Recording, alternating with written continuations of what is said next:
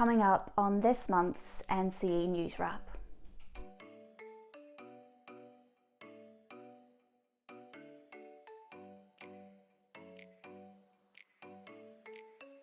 We bring you the latest Lower Thames crossing developments, along with the news that plans for Sizewell C are moving forward.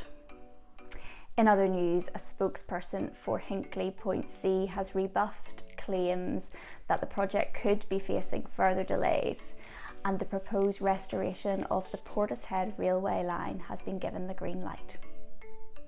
We also take a trip to the site of Belfast's new Grand Central station to learn more about the work there.